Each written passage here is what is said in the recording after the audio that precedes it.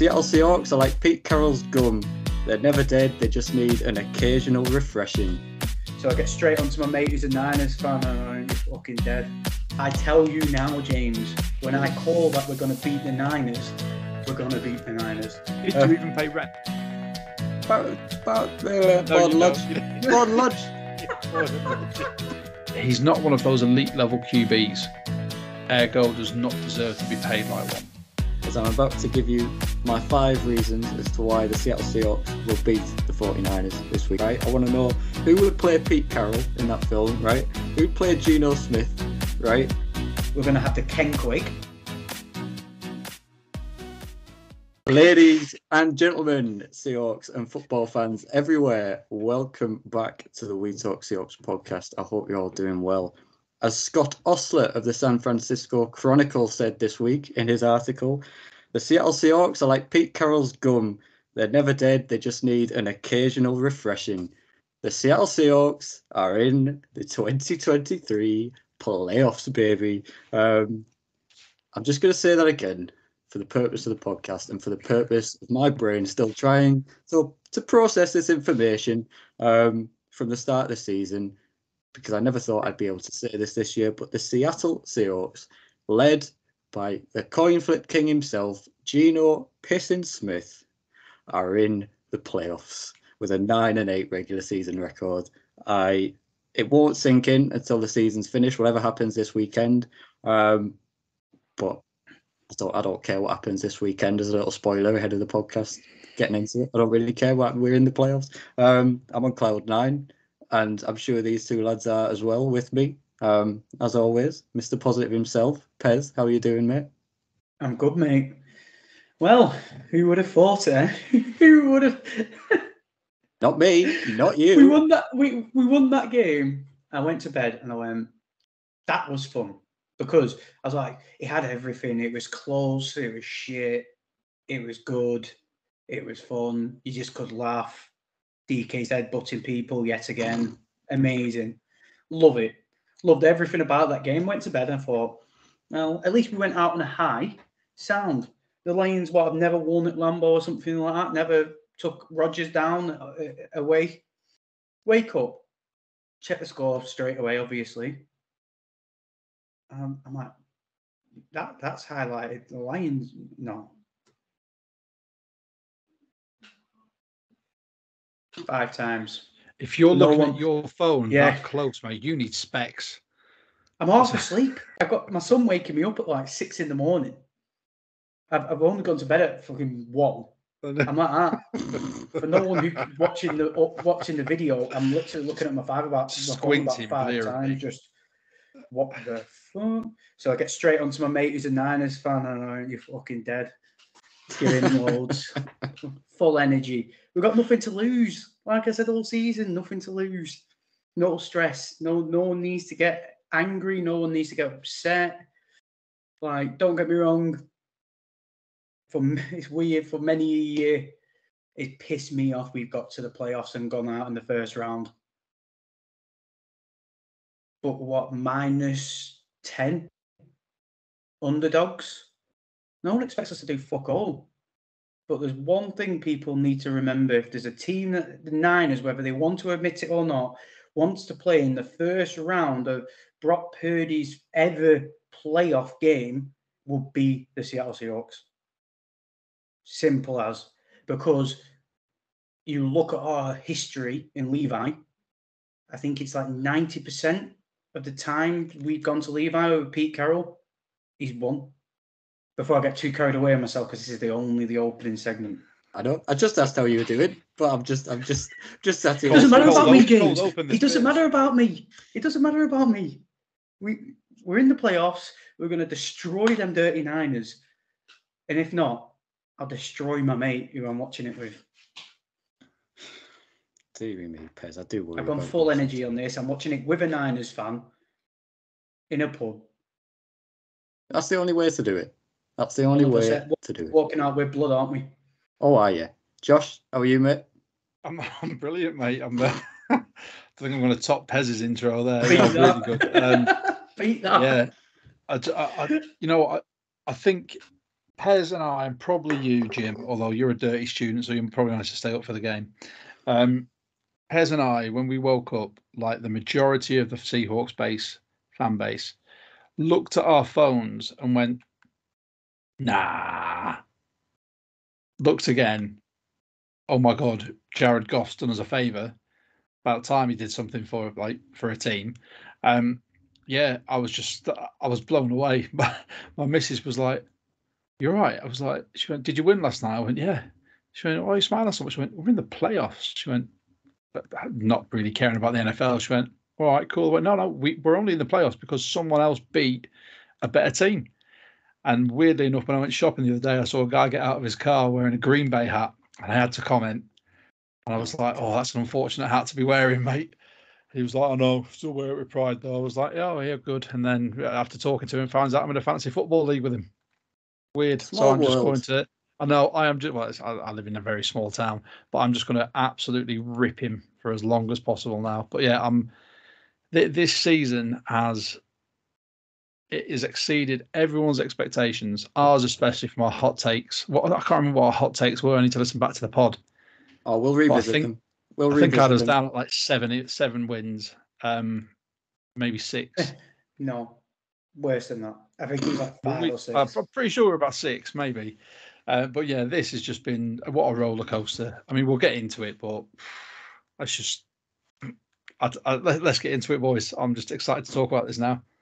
Well, as Josh says, let's get into it. We're going to do a bit of a half and half, a little Rams review and a little 49ers preview tonight for you. Have a little look back over the game that, of course, well, it didn't clinch us the playoffs, as you said. The Lions clinched the playoffs for us, but it was the win that helped us clinch the playoffs.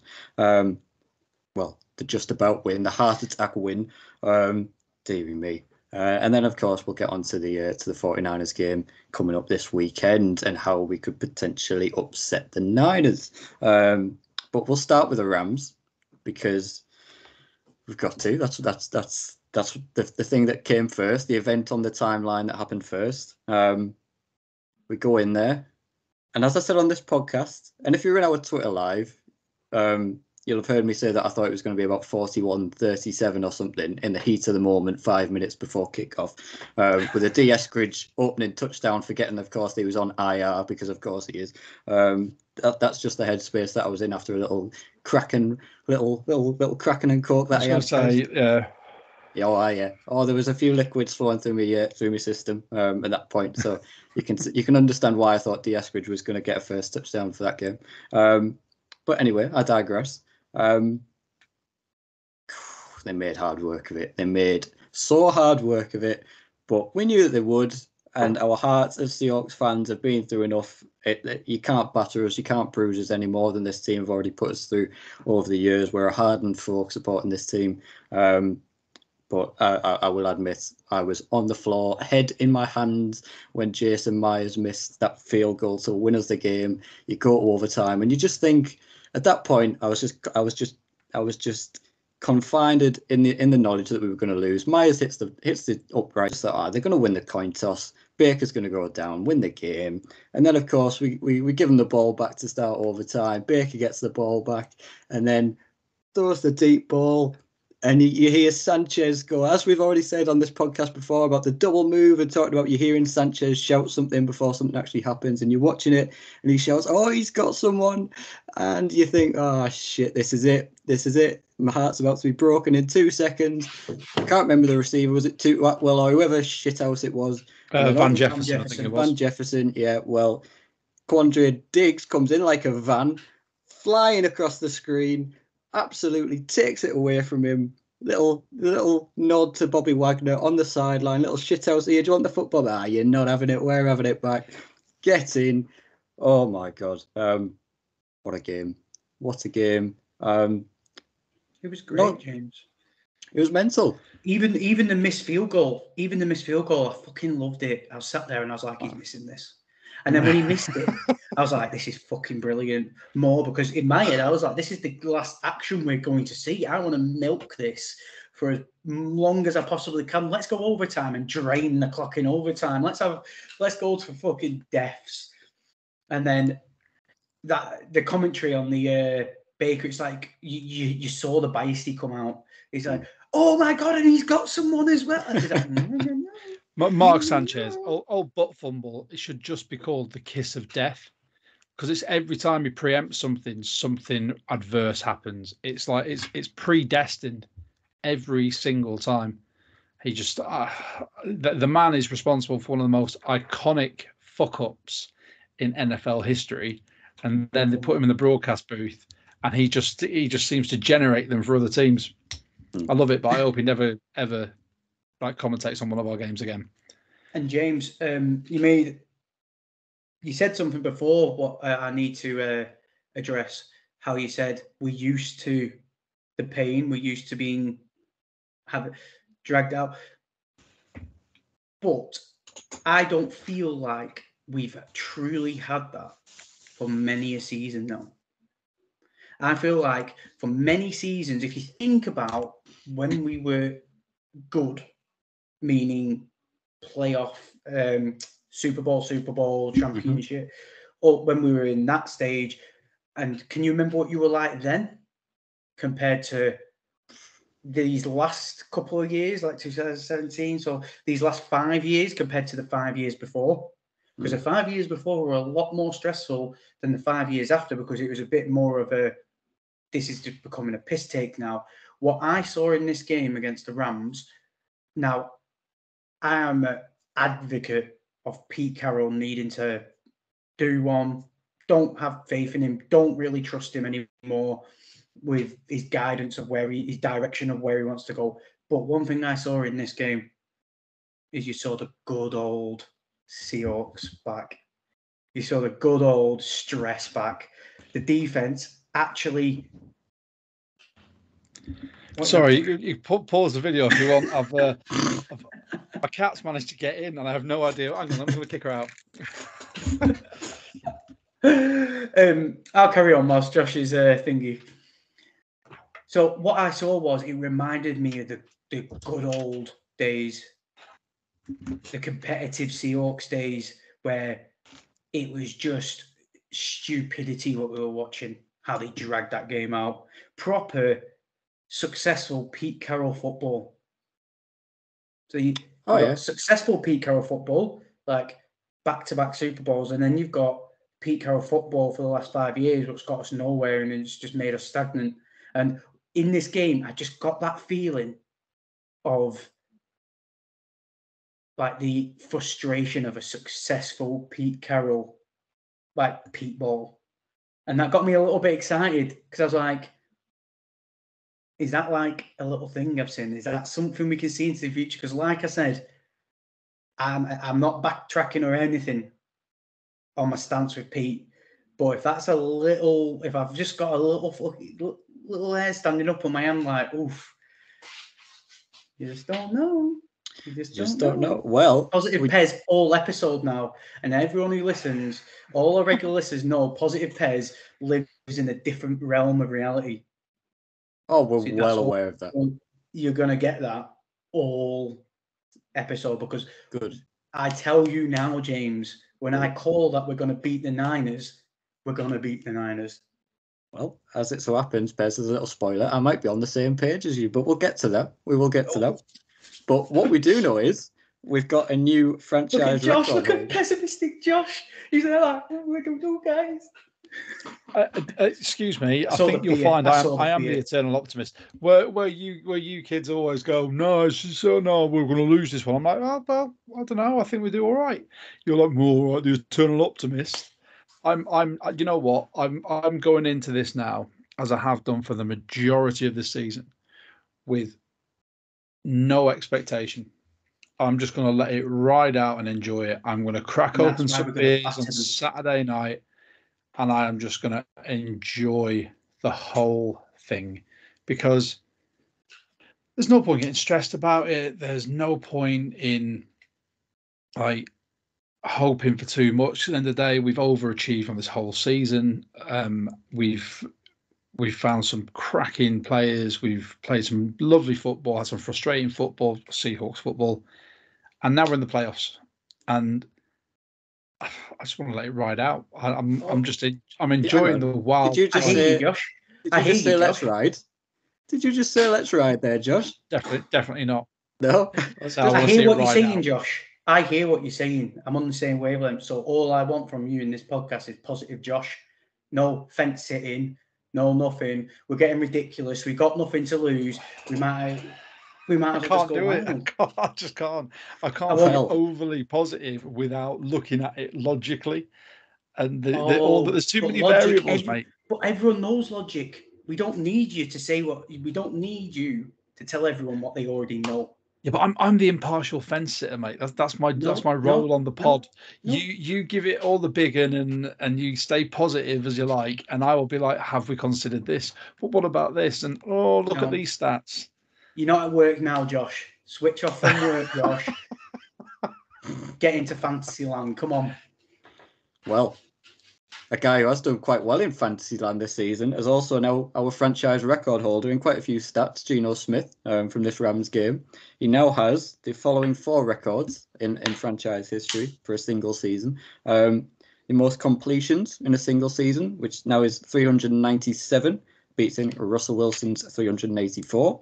He now has the franchise single season record for attempts, which is 566, which beats Matt Hasselbeck's 562. He has the franchise single season record for completion percentage at 70.1%, as my dog starts DJing in the background, beating Russell Wilson's 68.8%. And of course, he now holds the passing yards record for a single season of 4,254 yards, beating Russell Wilson's 4,219. However, again, as my dog releases his latest diss track in the background, it was his only game. To do little tonight or something. Hey, I know it's just special guests on this pod. We've had Missy the cat. We've had whatever his dog's called. I think it's some Tory name. It's probably called Engelbert or Vincentson. I think Baker Mayfield's turned up at the front door asking to speak to Josh or something. I don't know what it is. We'll sort it out after I get off the end of the pod. Anyway, even though he broke all those records, it was the only game other than the 49ers game in week 2, I think, that he had a negative touchdown to interception ratio, 1 touchdown for 2 interceptions. I'll go to you, Josh, first. Did we win this game in spite of Geno Smith in a way? Did we win this game because of Geno Smith? Was it Ken play calling? I mean, are you any further? For fuck's sake, that fucking dog. Professional podcasters. Albert, shut the fuck up. Yeah. I think I'm going you about showering at fucking 10 o'clock at night. It's my bloody house. He's saying at 10 to your house. You bought it. It's not your house, is it? It's my bloody house. It is. I pay for student loan. King of the house. Yeah. I pay rent here. I deserve it. It deserves to be quiet whilst I'm podcasting. Absolutely, Josh. You know it. We're professional here. Do you even pay rent? Board Lodge. Anyway, pair of cheeky bastards. Are we any further clear at Geno Smith's price tag in the off-season from this game? Are your thoughts changed on whether you would potentially pay Geno from this game, leading us into the playoffs? No. My stance has not changed at all. I mean, we said it like off air, so we have our TikTok page. Everyone go follow us. We Talk Seahawks. I put up a couple of questions this week. One of them was, does Geno deserve to get paid? And I thought people would take that as, does he deserve to get paid, get the bag? Then I had to clarify. Upon clarifying, some people have come up with some, quite frankly, ridiculous figures. Was it 75 mil over 3 years, 25 mil a year for Geno? Now, the man has done exceptionally well for someone who has basically been a career backup. He's broken 3 records this year.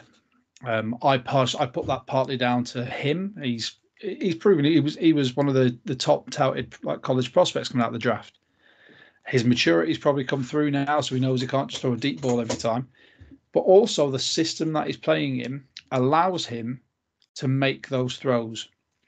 Shane Waldron is scheming things up so well. So for people to be like, oh, Geno deserves 25 mil a year, a 3-year contract, I tell them to sit down and shut the fuck up. Maximum 15 mil a year. Yeah. 15 mil a year. But lace it with incentives. I don't mind. But he's 33. Someone said he's at this age with such little mileage in his legs. It doesn't matter. All right. He's 33. In sporting terms, that is getting on. Okay. And as he's probably experienced, he's going to get sacked in this team. No two ways about it. He's going to eat sacks. 15 mil a year. Incentives. 2 or 3 years, fine. I think if we draft a QB this year, it'll be 2 years. If we don't, and it's the year after, it'll be 3. And I'm not going to take it away from him. He has been good. He's been one of the shining lights on this offense. He's really started to make things click. But I would refuse point blank to pay him elite money. I mean, with that being said, I think this game was won not because of Geno, because what he threw for 213 yards. It's not record breaking. It's not elite level passing that. We won because we had a great run game. We took our opportunities. The defense showed up. Our sacks, 5 sacks this game, and the contributors were the people you wanted to contribute. Even Kobe Bryant, which I was astounded by. But that shows flexibility in our play calling, which I'm more than happy with. My guy. Yeah. And then you've got Bruce Irvin, coming back in and doing bits. This wasn't a one-man show, and this whole season hasn't been the Geno Smith show, which to his credit was a really good thing. But the fact that he is not a game winner, he's not a Patrick Mahomes, he's not a Tom Brady, and his good days, he's not one of those elite level QBs. Ergo does not deserve to be paid like one. When he's got a supporting cast around him, as he will by the end of this draft, with the capital we've got, he should have enough of a supporting cast around him where we can just win games if he plays like shit or not. Because we should be able to bolster our defense and fill those holes. Have a D-line that will stop the run. The secondary's already proved that they're pretty good against the pass, providing we're not playing prevent. And then up front, if we solidify our guards, I'm not adverse to keeping Austin Blythe. I think he's been good. He's undersized, but he's fleet of foot, and you watch him get around. I think we'll get another running back, possibly to complement that room, and we should be firing all cylinders. We've got a squad now which can do things. I think that this game was a culmination of everything. I think it was great play calling. The fact that we pulled out a wildcat, which worked. But I'll let Pez he'll wax lyrical about DJ. Yeah. I'll bring Pez into it here and lead it on with, because you've led on to what I was going to ask pretty perfectly in terms of the play calling. I wasn't particularly sold on the play calling from this game. I think it was evident that it was a little bit conservative in the sense that Ken Walker had 29 carries for 114 yards, which is excellent. I'm not knocking Ken Walker for going over 100 yards, but it was pretty evident that they leaned on the running game this game because Tyler Lockett led our team in receptions with 4. So they weren't really putting the ball in the air as often as we would like them to do, and as much as our RPO system would probably sort of demand them to do. Granted, obviously, you've got Jalen Ramsey there, 2 interceptions. You've got to respect that in terms of putting the ball in the air when you've got someone like that on the field. But I don't know, the Wildcat ones, it was too early in the game for me a little bit for that, and I didn't like it at the time. I was watching it with my dad, and I just said, it feels like they're calling these plays. If we were 30 points up, call them plays, but we hadn't won the game. It was a tie game at that point, and I didn't like it, and we kept the game close, and I felt we got a little bit cocky too early on, and then they kind of went away with that. And then again in the red zone, struggling a little bit. I mean, the fourth and inches toss to Ken Walker's ballsy as hell, and yes, it worked. But to be honest with you, I think it's a poor play call. It worked on that occasion, but I think that's a poor play call. And then going down to the 2-yard line, handing it off to Ken Walker 3 times, practically running the same play 3 times. Not great play calling there either for me. So, in terms of bringing you into this, Pez, did you think the play calling made Geno potentially look a bit worse in this game, or were you happy with the play calling, and did you just think this was a bit of a rough game from Geno? How did you see this game?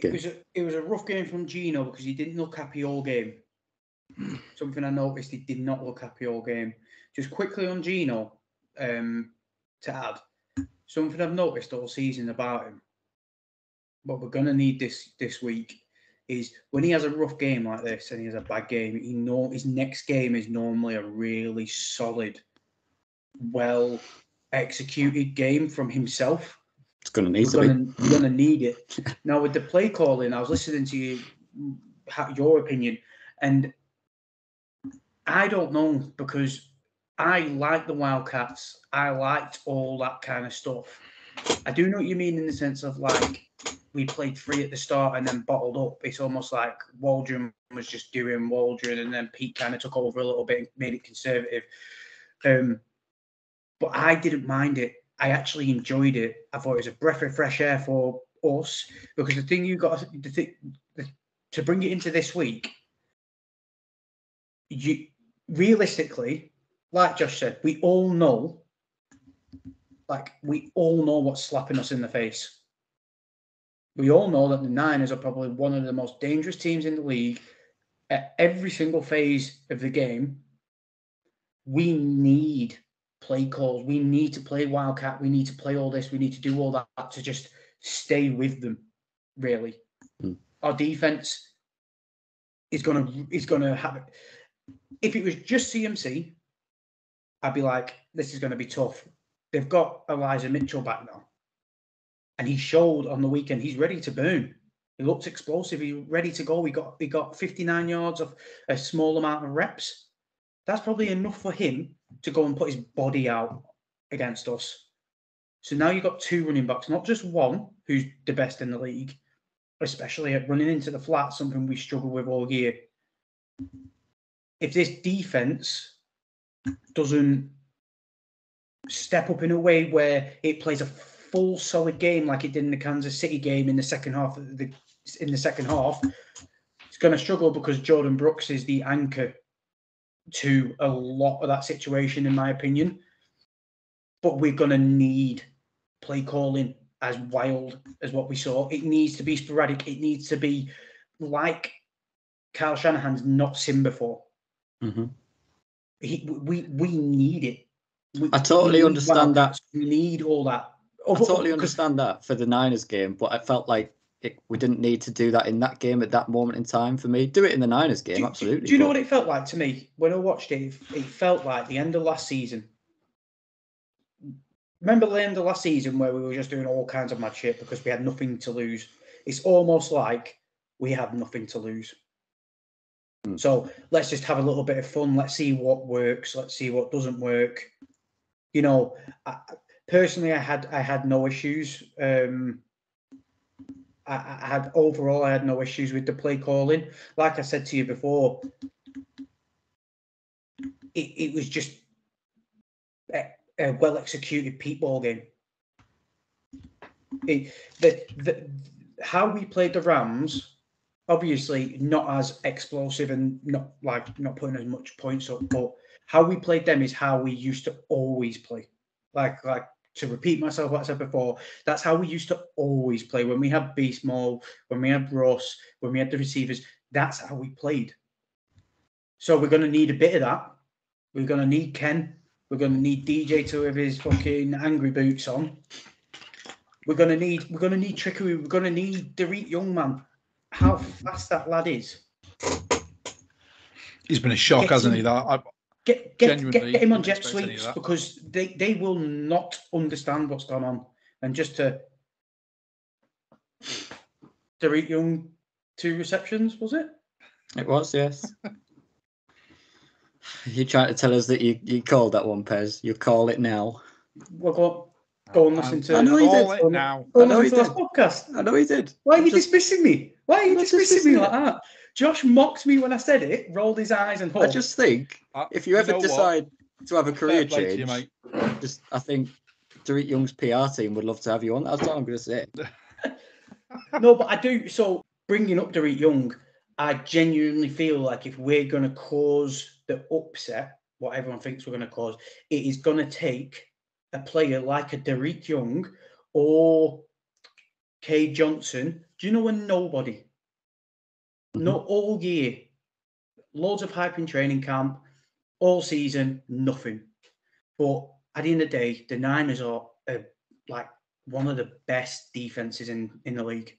It is going to take Colby Parkinson, Derek Young, Kay Johnson. It's going to take one of them fellas to do something amazing to gain G. So look at Derek Young. Look at the speed. Look what he can actually do. These last couple of weeks, he can run routes. He's quite slippery. He had sauce on his ass. Did sauce for a guy who is a nobody. No one knows who this kid is. Like, what? There was no stats on him when they've drafted him. Like, they don't know him. But he's showing that he's got something. Now, all it might take is him to break his receiver, catch a deep ball. I'm not saying touchdown, but get Geno's attention. Geno's like, all right, okay. And the Niners don't have a fucking clue about this kid. And they're now scratching their heads. And they're like, right, so he's the same size as DK. He's as fast, if not faster than DK. Right, we're going to have to double this kid up. And then DK is free to go and run and do what he wants. And then Tyler, oh shit, what about little Tyler in the middle?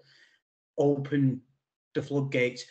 If we're going to, like, in all seriousness, like I said, we're going to live in fantasy land and be all really positive because they're the Niners and we're going to beat them anyway.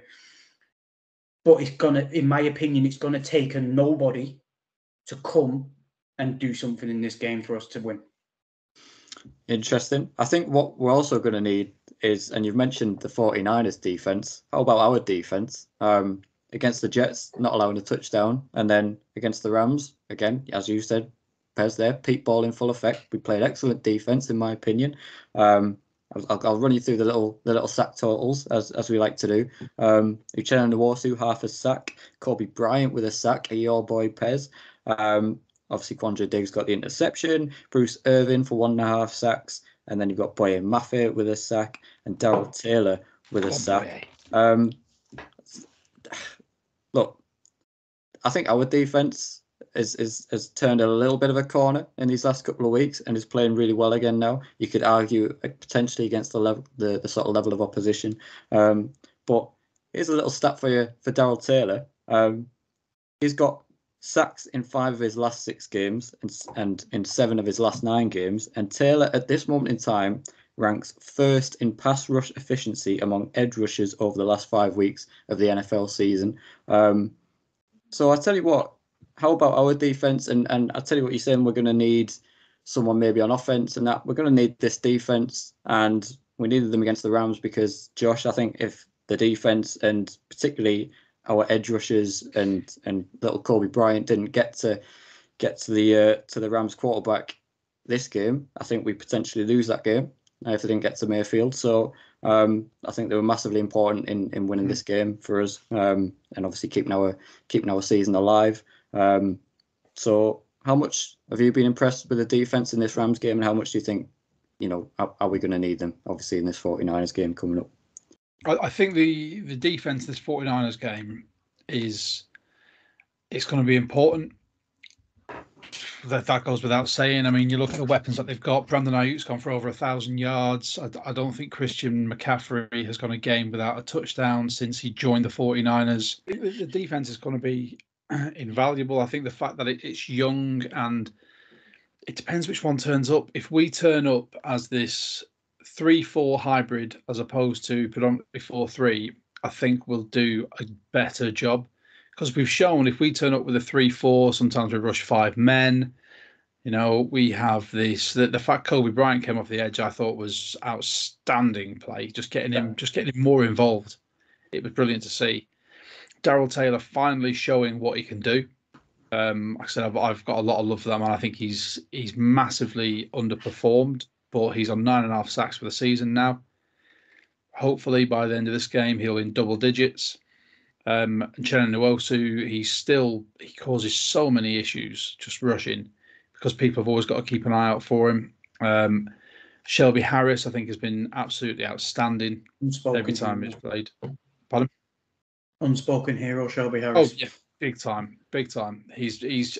I think Al Woods he's the cornerstone of that. Yeah, he's cornerstone of that defense, but he's absolutely, you know, he's in on everything. Shelby Harris comes in, same as Q Jeff. They rotate in, they do their bits, they come up with some invaluable plays. I think the defense in this game is going to have to come up big. I think that the key thing is going to be putting pressure on Purdy and keeping an eye on McCaffrey, whether that's going to be stopping the run or watching him as a receiver, because he is just as deadly catching that ball. And I think that the flats that could kill us is basically going to be the same as them.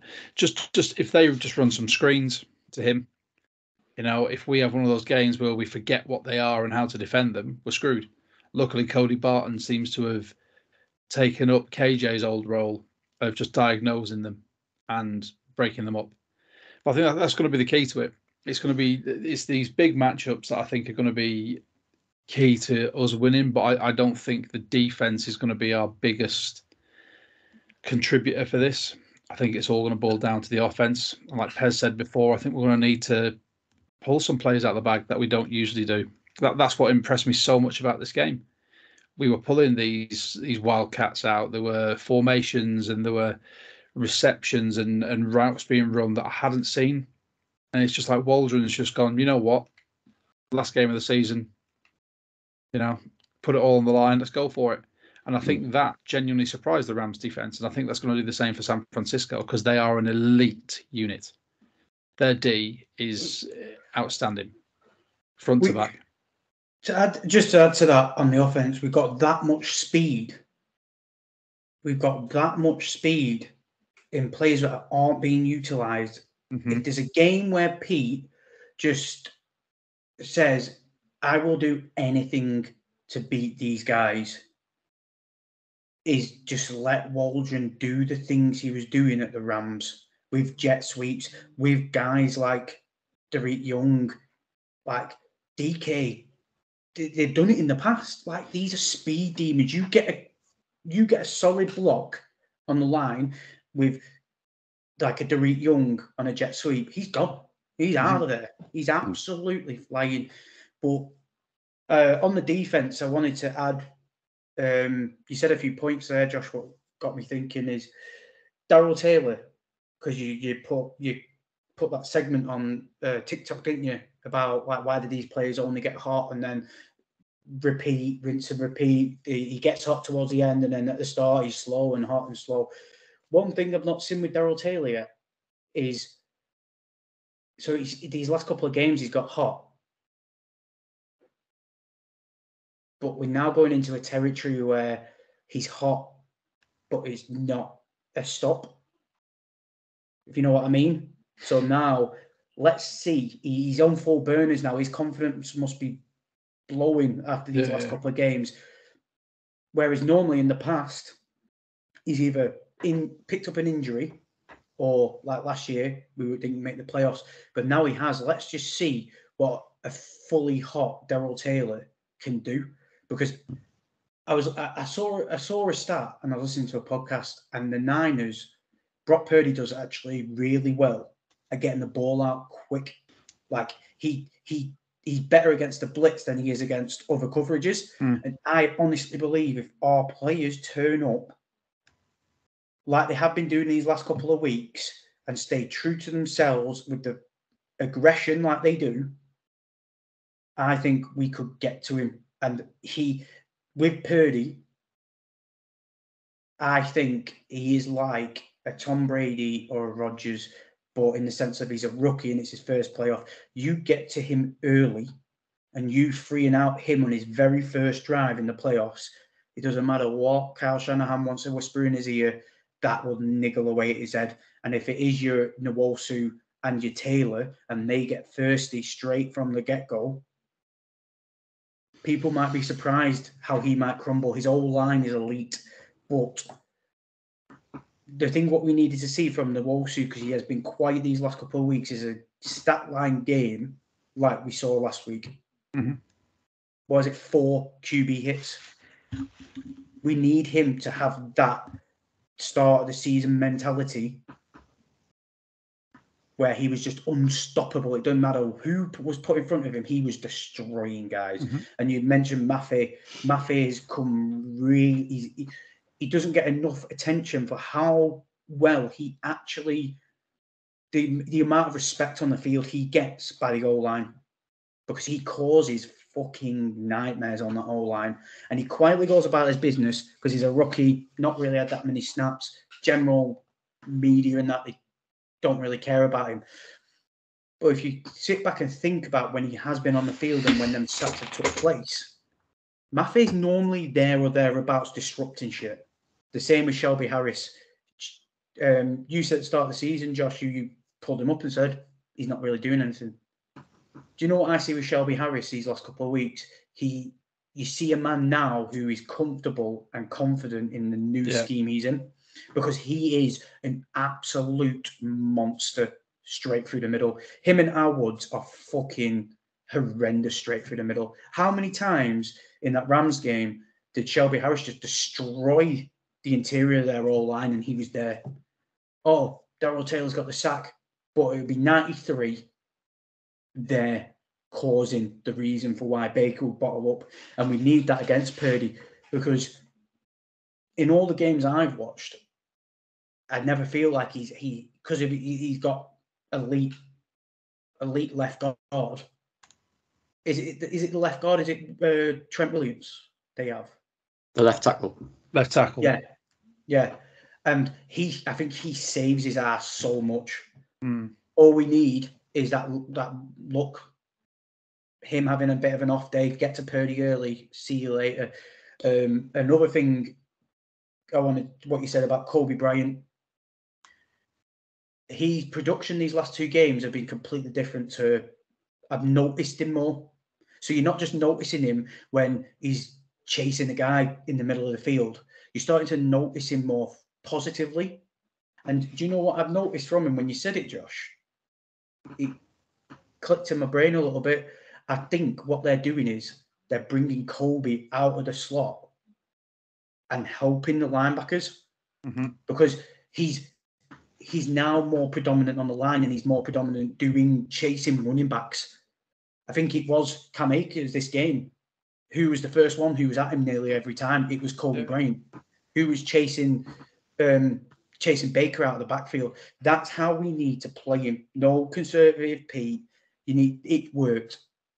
Use Kobe like that, because he might not have the top speed, but he has good burst and agility. And that's all you just need. You just need a body in a face to let the big guy come and do the job. And like Ryan Neal's going to be valuable to have back. You get all them dogs back. Ryan Neal did a really good job playing that Jamal Adams roaming the line, the box, coverage. Abram looks like he's serviceable. So he looks like a child wearing his dad's football pads, is what he looks like. We can't have any of this conservative Pete bottling himself up and being afraid to play loose. There's a reason this defense is turned on these last couple of weeks, and that's because key players have been changed from what they were doing beforehand, and that is the key for me. That just is genuinely the key. My one thing, you get to Purdy early, and I think he'll bottle his shit. I think he'll bottle up. I think he'll shit himself, and he'll be a bit more. Them quick throws will start being a bit wild quick throws, a bit like Geno. With Ramsey. Quick, get it out. Don't want to get hit. oh, this is a bit uncomfortable. I've not had this before. Pick. The time has come for you both to mute up as you give me a little 5-minute segment as I'm about to give you my 5 reasons as to why the Seattle Seahawks will beat the 49ers this week, or why the Seattle Seahawks can beat the San Francisco 49ers this week. Oh, we said he needs a segment for himself because he doesn't get much airtime, and then he comes out with 5 points. He's taking the piss. Oh no! 5. Positive, James. Positive, James. Hey, that's copyright. That's your jingle, mate. Anyway, go on, Jimbo. Right. Okay. So if you'd like to give me 5 minutes or so of my time, I'll try and keep this to 5 minutes, and I will try my best to explain to you why I think these are the 5 reasons why the Seattle Seahawks can beat the San Francisco 49ers this week and cause an almighty upset. First reason, we've talked about them a lot already on this podcast, the San Francisco 49ers defense. I don't think they've been as stout as they would lead you to believe in the past few weeks.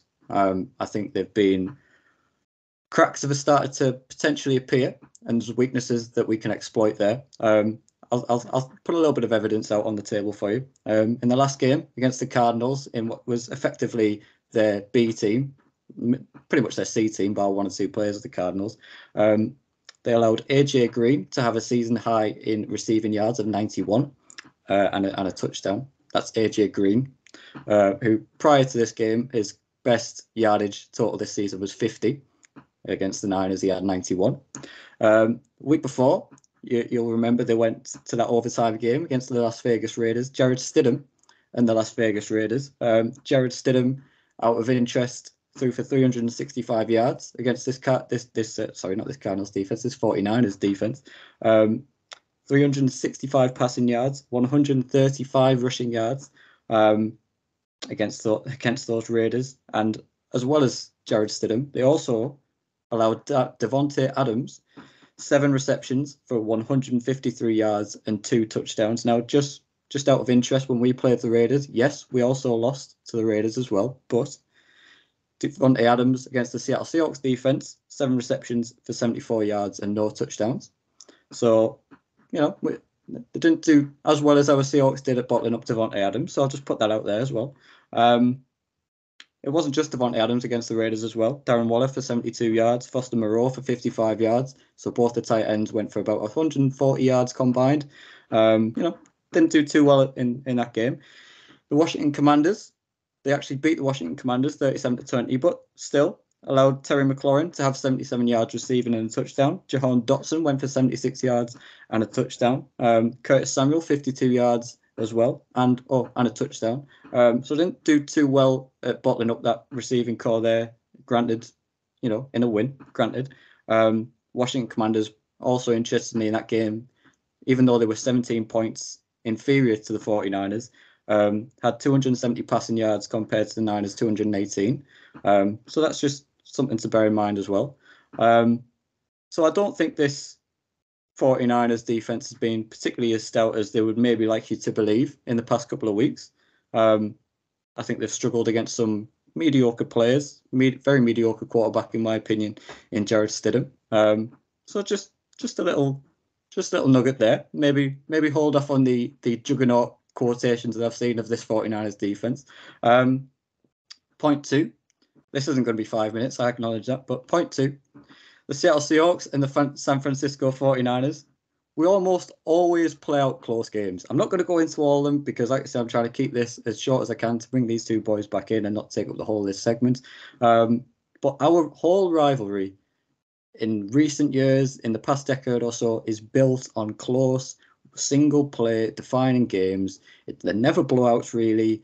They're always close games. Same with the Rams. It's never that simple when the 49ers and the Seahawks get together. It's always close. It always goes down to the wire, regardless of how well one team's playing compared to the other. It always goes down to the wire, and that's what our rivalry has been built upon in recent years. A lot of close games. Third reason, it's the NFL playoffs. I don't need to say it anymore. Magical stories are written every single year.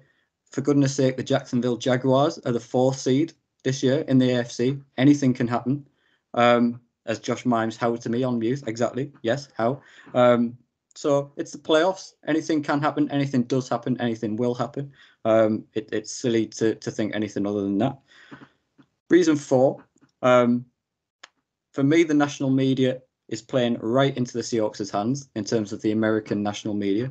They are doing the biggest of favours to the Seattle Seahawks by writing them off every day of this week. Every day that I go on YouTube, I go onto social media, Twitter, everything, they've already won, already looking past them. I see reporters already say, well, I wonder how the Cowboys would match up and everything like this, and already looking past the Seahawks, we don't even need to talk about the Seahawks wildcard game. They're going to beat them. Have they not learned from B-Square? Have they not learned from Super Bowl 48? Have they not learned from these times where the Seahawks have appeared in the playoffs and just completely written us off prior and only for the Seahawks to make them look stupid? Have they learned from this season? I mean, obviously not. They're just talking as if the 49ers are on a bye week this week, that they've already won.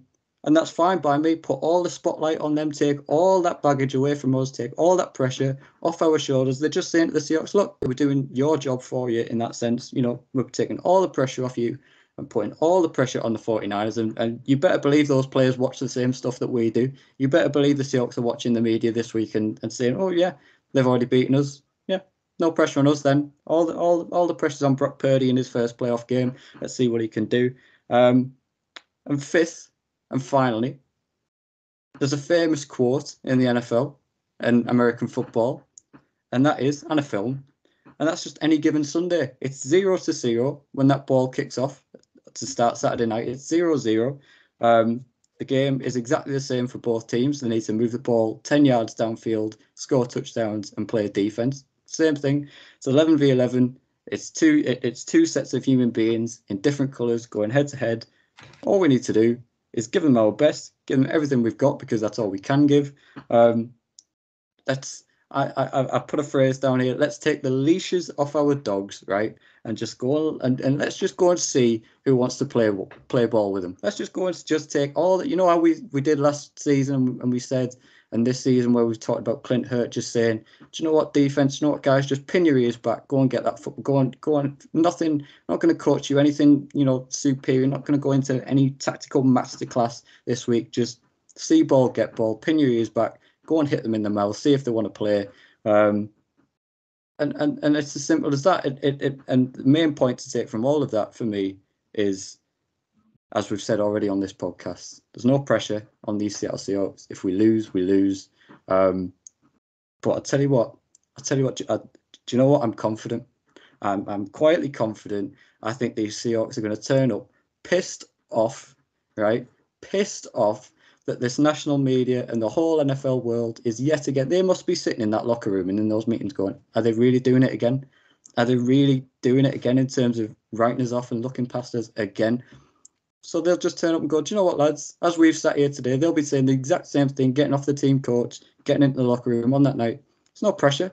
No pressure. We just play our game, run our players, leave everything that we've got, leave every last bit of the playbook, put it all out on that field that we haven't used yet, use everything, do everything we can. And if we lose, we lose. But do you know what? And I tell you what as well, a little bonus point there on 6. The weather don't look too good, does it? The weather looks like Seattle weather in San Francisco this Saturday. I don't know if you've checked it, but on my weather, on Met Office and all these weather apps, thunderstorms, raining, that is Seattle football weather, right? Let's just see. The Ken Quake. I like it. But that's the main point for me. They keep writing this team off and they will not learn. I thought you were going to go with the cliche of it's hard to beat the same team 3 times in it is hard to beat the same team. Yeah. Third time lucky. We have an outstanding record at Levi. I think when we hit our prime Legion of Boom era, from that point on, whenever, I'm sure when I looked at it, I could be wrong, but I'm pretty sure that when I looked at the head-to-head, whenever the Niners beat us at home, we always won the next match when we went to their place. They've never beat us twice in a row in Levi. There you go. You've got me You stay on your fence, Josh. We're taking over. Crack on. Apart from the any given Sunday thing, and I was like, well, Pete, we're playing on a fucking Saturday, innit? I was like, no, fair play, Jim. You are now. I hand over the baton of eternal optimist to you, because I'm going to sit and watch and hopefully not swear too much at my telly, and just enjoy it. Exactly. There's nothing to lose, but that's it. You don't need to swear. Oh no, because there'll definitely be some plays where you go, "What the fuck happened there?" That's just Seahawks football. But I mean, I can't take anything away from that, Jim. You've made some really good points. I think it's the thing that I like about our chances the most are this is a team that's been written off all season. This is a team that is hungry for success. It's a young team. We're not the youngest in the NFL statistically, but we've got young players. We've got a lot of rookies that start, and it's their first taste of playoff football, and they're going to want to make the most of it. Shelby Harris, in his whole career, has never made a playoff. This is his first playoff game. What, so am I hearing 2 sacks of Shelby Harris? He is going to be up for it. I'd say at least 1.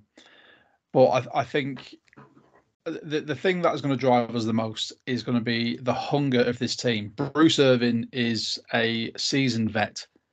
He knows how it goes in the playoffs. He is going to play his heart out because this might be his last NFL contract. Al Woods, high possibility he will retire after this season. The guy's in absolute clip. And for those of our listeners that aren't military or no military terms, clip means you're absolutely fucked. All right. Geno is on a revenge tour of not just the teams that he used to play for, the NFL. All right. I still don't think I'll caveat by saying I don't think he deserves elite money, but he's had to prove something. And as we said earlier, our players are starting to get hot, and usually they'll get hot and fizzle out. They're hot in the last game of the season. If they carry that form through to this game, it is going to be some exciting football. So I'll leave it at that.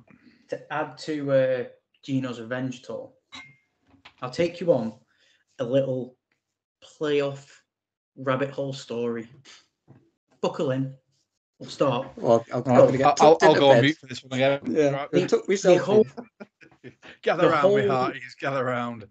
From week 1, the whole theme of this season for the Seahawks has been revenge tour.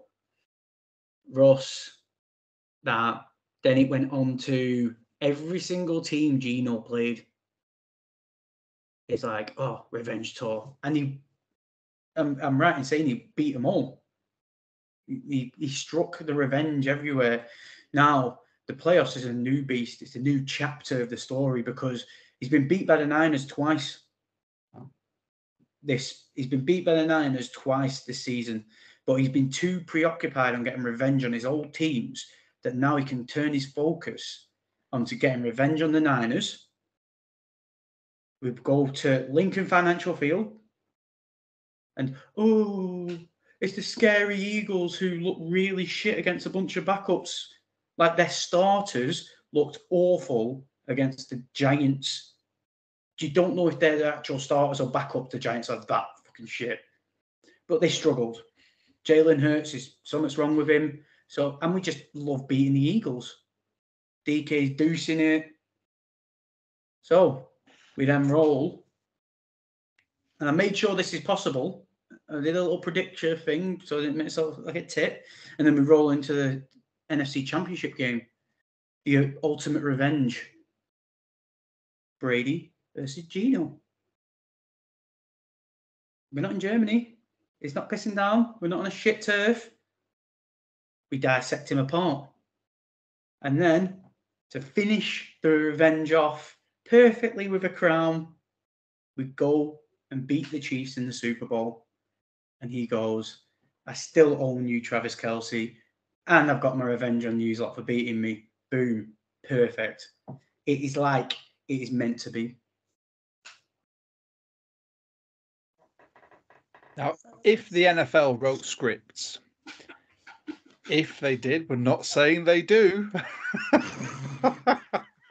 You haven't been on a training course with Quentin Tarantino and James Cameron.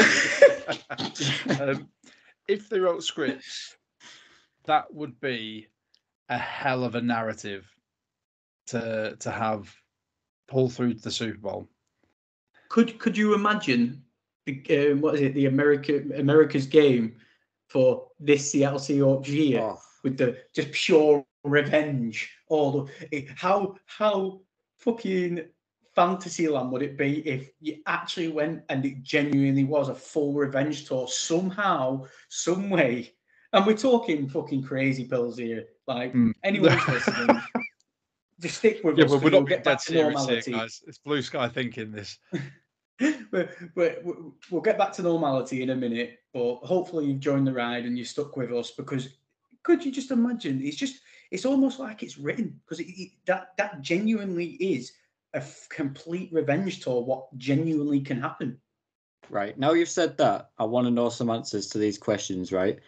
Because if that happens, a film has got to be made. I don't care. A film has to be. I better be able to go down to my local Cineworld and watch the Seattle Seahawks film about them winning the Super Bowl this year. So if that did happen, right, I want to know who would play Pete Carroll in that film, right? Who'd play Geno Smith, right?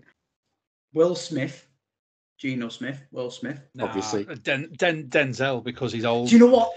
Ooh, I did think of Denzel. I thought he's too old.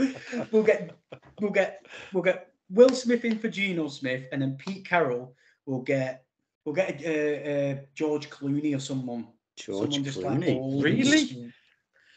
George Clooney's far too suave to play Pete Carroll. You need someone proper old. Sean Penn.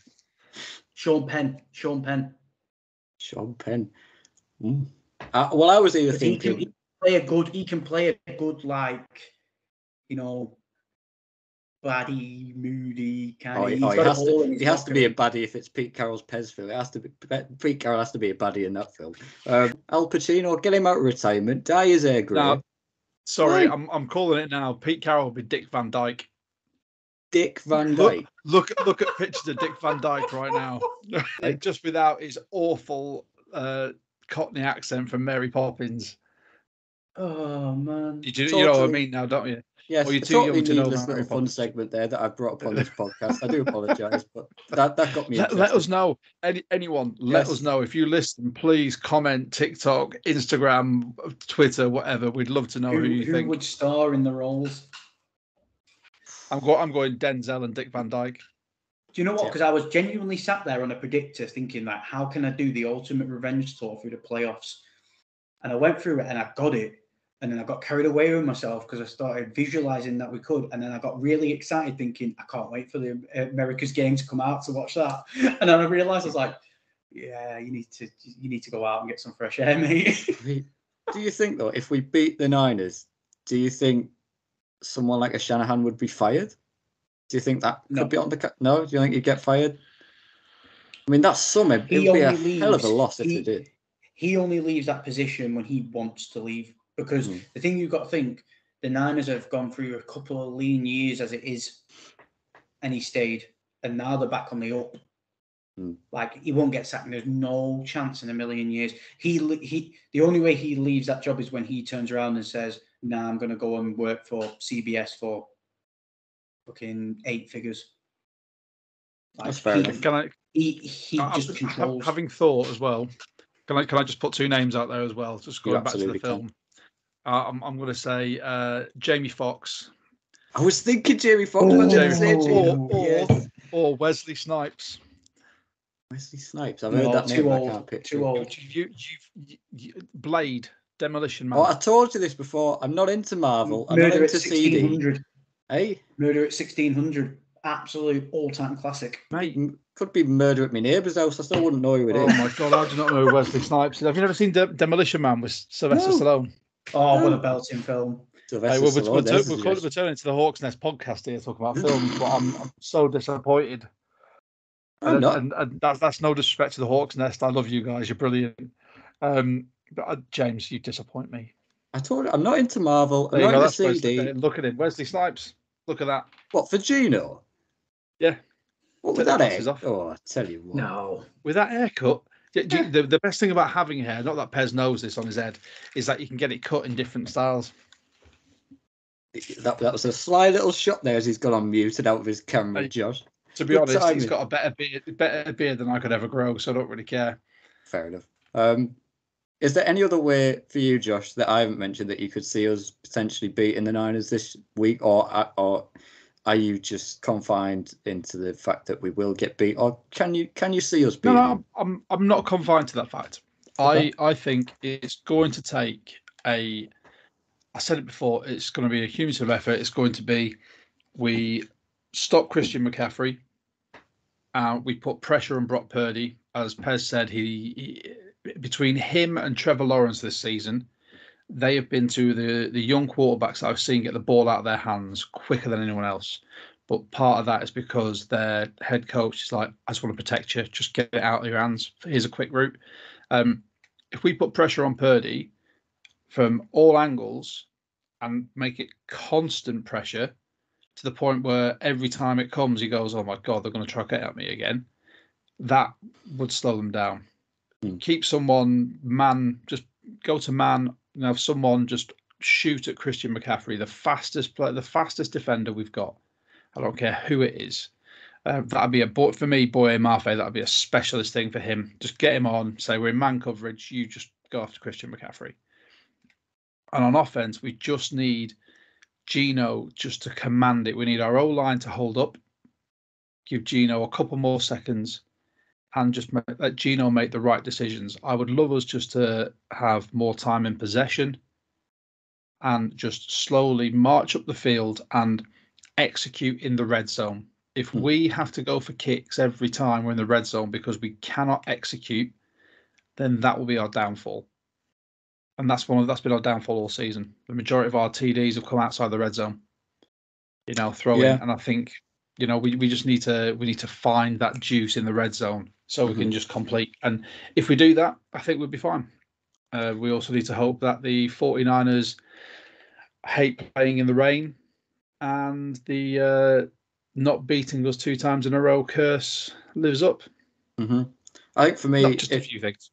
If it does pour down, obviously you tend to lean towards the running game. So then for me, I think we've got the 2 outside linebackers in the sense of Uchenna Nwosu and Boye Mafe and Darrell Taylor and all these guys. Basically, we have to set the edge. We have to win on the edge. But you have to force Christian McCaffrey, Debo, or anyone they want to use, Elijah Mitchell. We have to force them to run through the middle of the offensive line. Because I think if you lose that outside edge to guys like McCaffrey and Debo and Ayuk and anyone they want to run, Mitchell, you're just going to get killed by them. You can't let them have free runs down the outside. So I think, as we've touched on him this podcast, Boye Mafe, as we've said, he's done really well. He has to play an excellent game.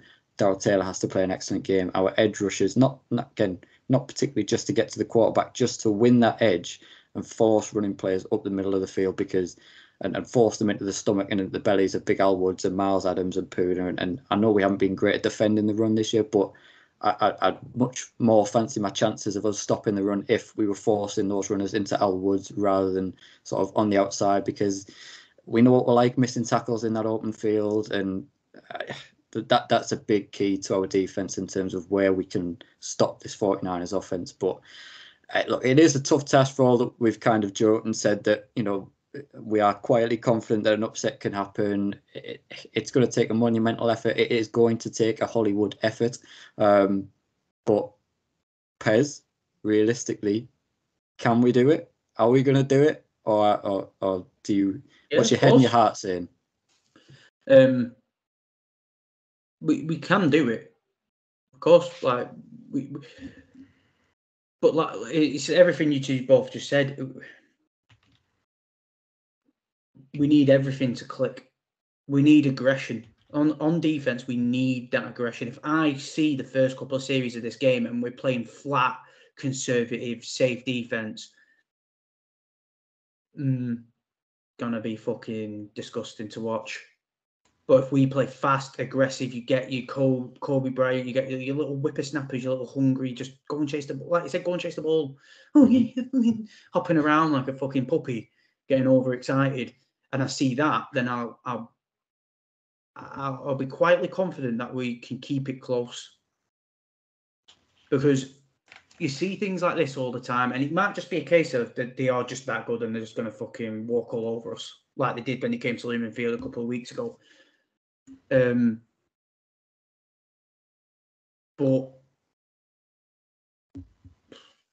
you don't know. You see it all the time. These big, heavy favourites, and like I said at the start, we're the one team they probably see in that facility they probably didn't want to see in this round. So if there's one team who could fuck the plans up, it will be us, in my opinion. If there's one team who will stop them getting to that Super Bowl, it's if we beat them. If we don't beat them, they'll be in that Super Bowl. There's no other team in this NFC who will get anywhere near them.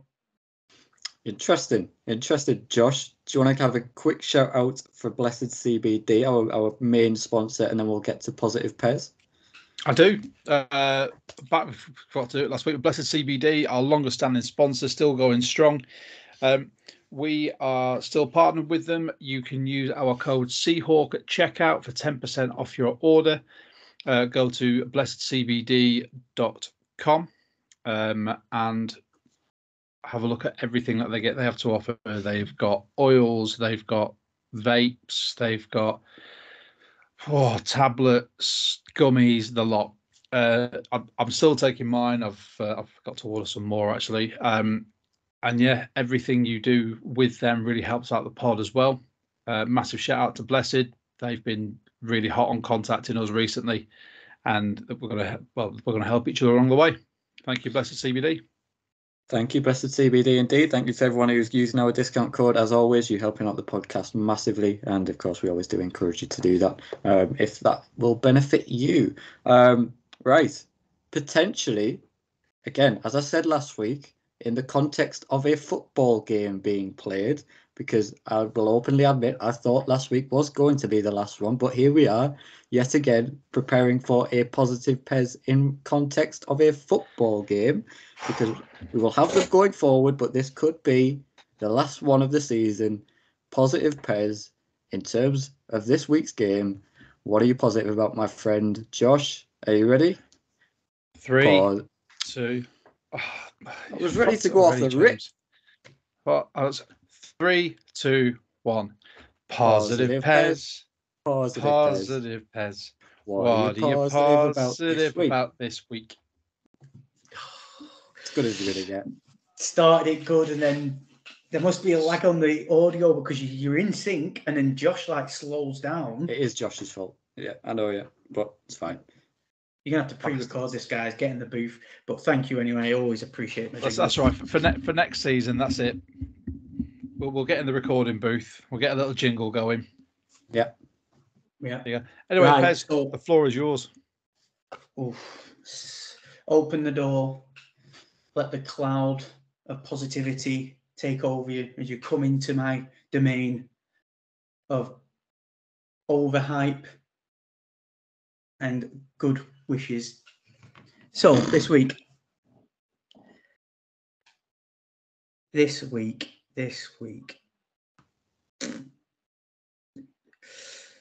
gonna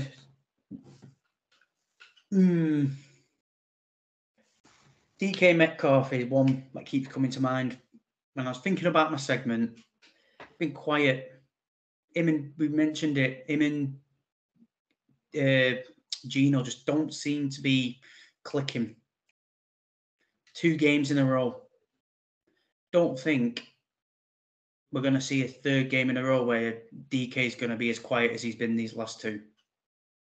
I anticipate DK is going to just be full attack. You were rhyming all them stats off on the last couple of games of these receivers with 70 plus yards. I'm going to say that DK, I think he's going to hit 100 yards. I think he's just going to go into a different zone, unleash himself. I'm sticking with my Derek Young from last week with the 2 receptions. I think that's just released the valve and now is letting the water flow through for him because he's clearly starting to get noticed a little bit more. And I think he's going to, like I said in the pod, I think he's going to surprisingly be targeted more frequently in this game, actually built into the game plan. His speed's going to be used. So I'm going to call that he's going to have say the catchphrase. 10 yards. Sorry. You've got to start with the catchphrase. I've got to interrupt you there. I call it now. He's going to have at least 10 yards off a jet sweep this game. Because if you notice, and everyone who's like, "Oh, shut the fuck up," we're in the atmospheric positivity land here, so anything's capable. But if you remember the last couple of games, he's been running them. He's been running across the line as the dummy. To me, as long as Waldron's allowed to play his game, he's doing one this game. They've been teasing it for too long now not to do one, and he'll break that fucker off. I'm telling you right now, because what's going to happen, and I'll break it down for you even more because I'm that confident. He's going to run from the side that Tyler's on to the side DK's on, and DK loves being lead block. He's going to absolutely destroy his guy down the side, and he's just going to go 10 plus yards off a jet sweep. Just hear that. We're going to have the Kenquake. I like what I said before. That motherfucker's going. And I mean going. No, but it's the Niners defense. He possibly can't do it. This is the game he will do it. This is the game he's going to break one of them big bitches off. Who was it against? The Saints, 60 yards. See you later. Is that it? Nope. Just wanted to see it. Defense. That was short and sweet. It's got to be a big one. It's got to be a big one. Could be the last. Like you said, James, it could be the last. It's the playoffs. We're gonna fucking batter the Niners. We're gonna batter them by winning by 1 point. And do you know how dirty it's gonna be? Do you know how disgusting it's gonna be? How we're gonna win this game? We're gonna have possession of the ball with a minute-ish left on the clock. Niners tails are up. Geno gets sacked for 10 yards on this drive. DK bails him out, regains it back with 5 seconds left on the clock. Tyler Lockett with the beautiful toe tap on the edge of the field to stop the clock. 4 seconds. All-pro J-My, should I say, comes in. Boom. We win it. It's like the god of like playoff football, like future, come and visited you in a dream last night or something. That was very specific. I know. Also, but it's going to happen. It's going to. Only all-pro Jason Myers. Oh God. Yeah. Congrats, J-My. And the defense. Do you know Darryl Taylor's on 9.5 sacks? By the time this game's all said and done, he'll be on a solid round 12 or 13 sacks. You two got me excited about Darryl Taylor, and I've been thinking about it, and I'm like, he has become more noticeable again. And if we get the Darryl Taylor like we have when he gets hot and he's unstoppable, with Nichenna on the other side, night. We're gonna do surprisingly well again at slowing down Brock Purdy. I love it, Pez. I love it. So Darryl, just to recap. So we've got Darryl Taylor. You're saying minimum about 3.5 to 4.5 sack game. 3.5. 3.5 sack game. 3.5. I'm all with you on the Kenquake. I love that. And if that happens, right, we're getting that on a t-shirt and we're getting that trademark before anyone else comes in with that. I'm telling you that right now. Call that right now. Do you know what? I'm not going to go into the rest of them because you'll just criticise me as you always do, hijacking your segment. All I'm going to say is, I love Ken Quake. I'm all over that.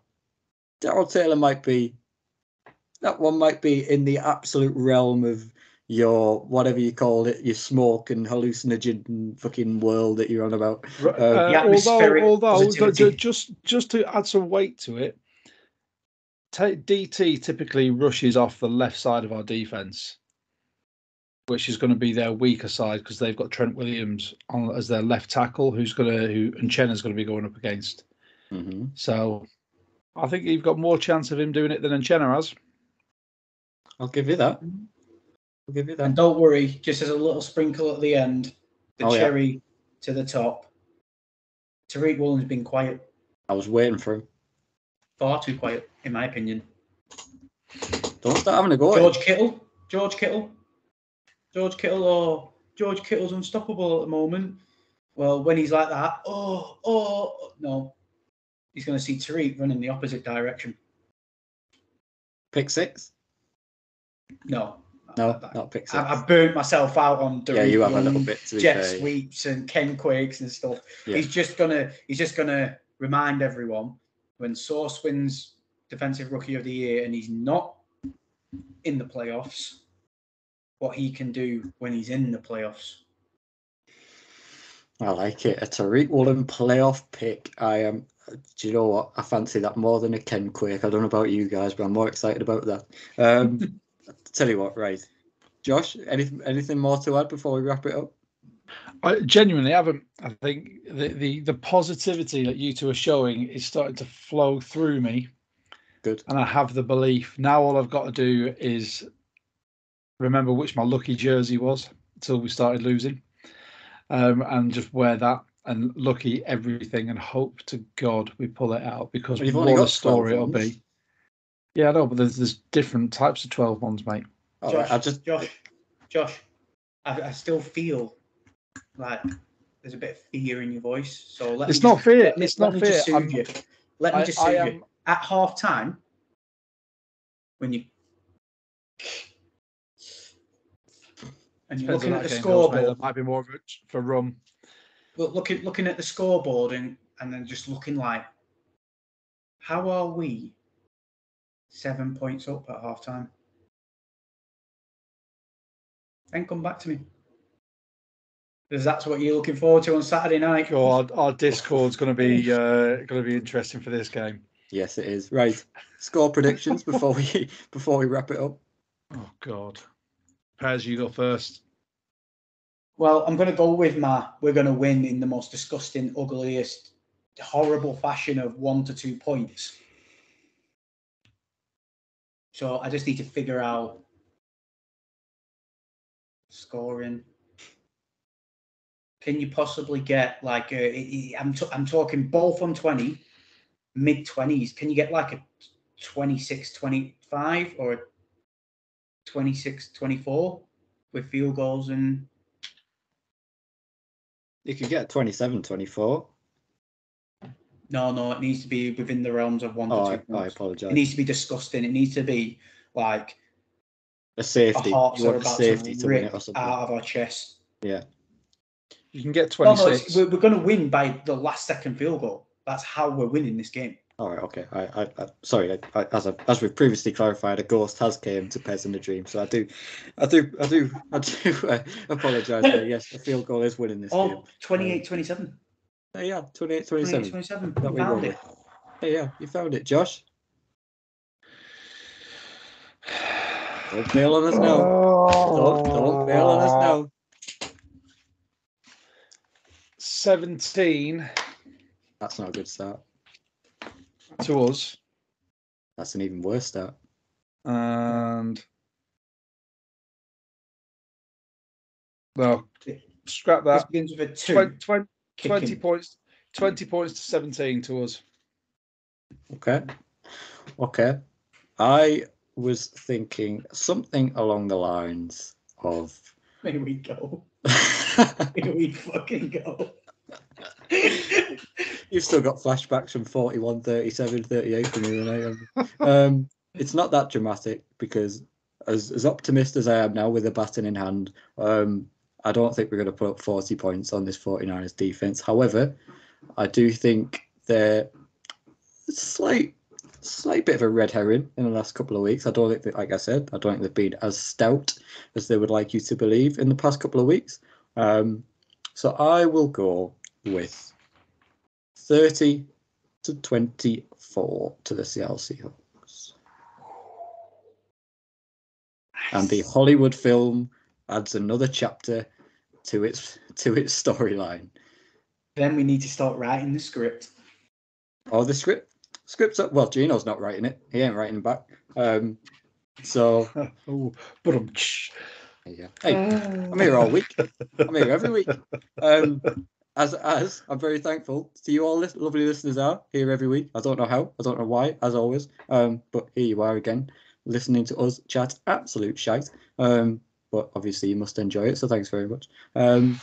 As always, whatever happens this weekend, we will be back next week to talk about it. And then obviously whenever that time comes, whether it be next week or the week after, whenever, or whether it's in February after the confetti has fallen in blue and green, we will get onto the off-season and the draft and free agency and all that good stuff and season reviews and a load of off-season stuff coming. So stay tuned over the next couple of weeks. To all the listeners, I just want you to have a quick think now of the thought of being Super Bowl champions with the 5th overall pick in the draft next year. It's pretty dirty, isn't it? It's pretty dirty, Pez. A boy can dream. A boy can dream. And a boy will dream until probably about midnight on Saturday night. But anyway, thank you all, as always, for listening. Thank you to all. You're giving it till midnight? I'm giving it till midnight, yeah. Well, yeah. Well, as you said, Ghost of Playoff Future says we're going to be up at half-time by 7, so never mind. Yeah, boy. Yeah, boy.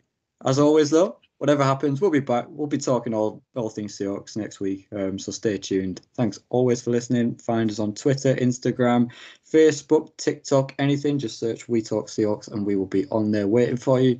Obviously, join our Discord, as we've said. The link to that is in our Twitter. And yeah, man.